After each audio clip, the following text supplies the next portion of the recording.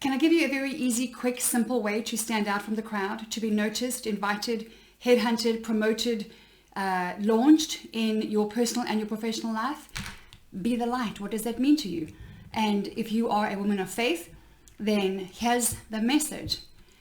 Every single day you see, if you look around, you will see, hear and read people who are talking about the world's gone crazy and everyone's sad and mad right now, and everything is just doom and gloom, and yes, excuse me, I had a snack. I've got an appointment just now and I have to eat.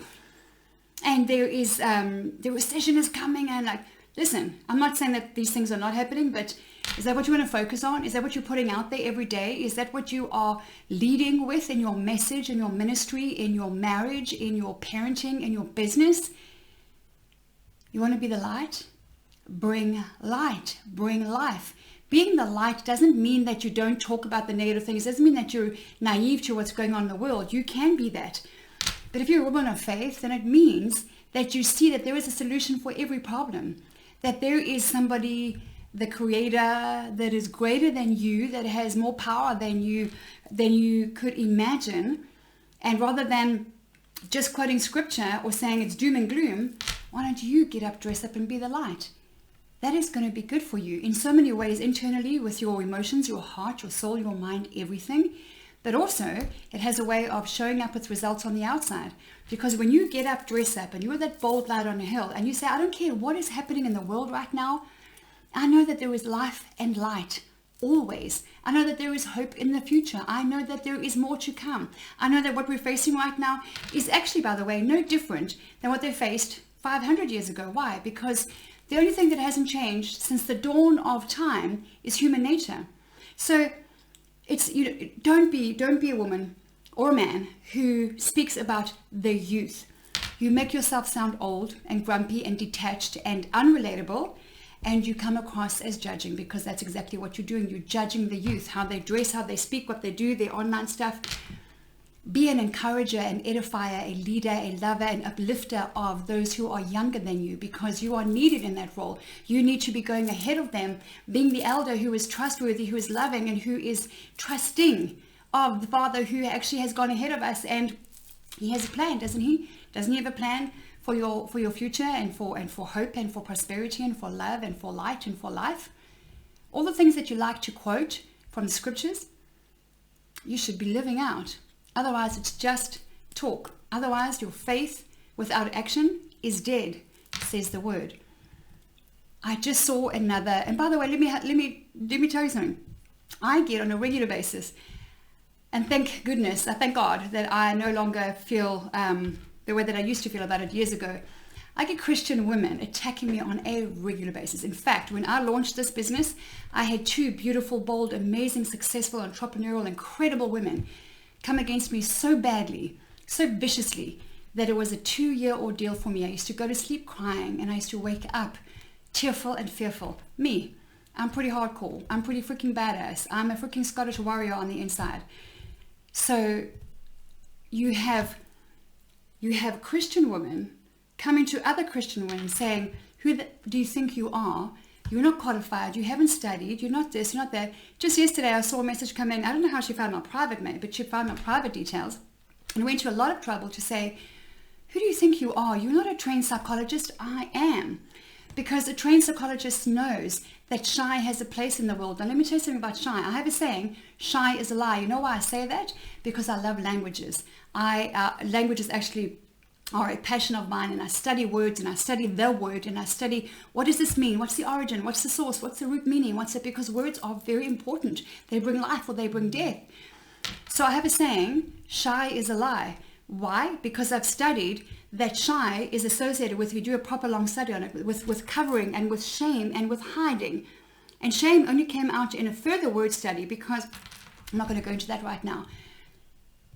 You can be introverted and quiet and not say much, and there's nothing wrong with that, because introvert is not right and extrovert is not wrong. Extrovert is not right and introvert is not wrong. It's just different, and thank God we're all different. But quiet and gentle and softly spoken, those things are beautiful. Shy is different. And then she said, a lot of people get uncomfortable in situations. I'm like, but then that's uncomfortable. It's not shy. Shy is to cover. You're not designed to cover. You're designed to get up and dress up and arise and shine and be a bold light on a hill. So, whether you're a woman of faith or not, but most especially if you are, don't give the world or your audience or your family or your clients or the news of the world anymore, because guess what? They can just switch on anything and they get flooded with that. It's not what's happening out there. It's what are you doing with what's out there? What are you doing with the politics, the economics, the finances, the pandemics, the other X that are going out there? What are you doing about it? How are you handling it? How are you leading your family, your clients through that? So my message today is stop speaking about the world as if it's gone crazy and that there is very little hope and that we are in trouble. Because yes, there is a reality going on out there, but guess what? The world has been in trouble before. The world has gone crazy before. The world was in dire straits before. The world has trialed and triumphed before. Why? Because human nature is the one constant that you can rely on. Human nature is the anchor. It's the solid thing. You're mistaken if you think that sexual predators are more rampant today than before. They're not. You're mistaken if you think that that kids are more disrespectful today than before. They're not. All of those things are just worldly, ugly statements about the people in your life, the people around you. And the people in your life are the kids around you, the teenagers, the 21-year-olds who you are judging for what they're wearing. Those little hot pants that you think are not okay. You see her wearing a tight dress at church and you think, I better speak some truth in love. It's one of my least favorite.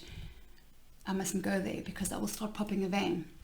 Today, make the decision to get up, dress up, be a bold light on a hill. You can be realistic and you can be pragmatic and you can be all of those things about what's happening in the world without carrying that message around you, because you'll become known for it. You'll be building a reputation that you are the naysayer, the negative Nelly, the one who's going to remind everyone, oh my gosh, we're facing all this stuff.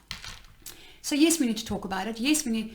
But everyone is talking about it. Don't you be another source of every time someone talks to you or taps into your content or your training or your coaching or your leadership, where all they're hearing from you is the world's gone crazy. What are we going to do? It is shocking what's going on out there. So guess what? There is so much goodness going on out there as well. Where have you found that? Because if this is all you're talking about, it's indicative of your environment. Who are you hanging out with that all that you see is bad? I saw a couple of conversations today. I'm like, wow, that doesn't tell me anything except who she's hanging out with. It's all critical and it's negative and it's angry and it's mad and it's like, tells me who you're hanging out with. There is so much good out there. There is so much opportunity out there. There is so much hope out there. You be the one to carry that message. You be the one to bring the light into that and see what happens. Because when it says be the light, it means be the light. Be is a physical action, verbal, doing word. People who say get up, dress up and show up are not committed. Guess what? I can get up, dress up and I can show up. There is no commitment in show up. So don't say show up. There is no commitment in show up. Get up, dress up, be a bold light on a hill, or get up, dress up and bring light and life to where you go. Showing up, there's nothing required of you. I can show up to a meeting and go, can't wait till it's over. I can show up to a lunch meeting and think I'm here because I feel obligated. I can show up anywhere and be completely detached and uninvolved. Get up, dress up, and be a bold light on a hill. And if you want to be surrounded by thousands of women who are doing that, who are tackling and overcoming challenges in life every single day, but being the light, go to www.LindaPaige.com and join us.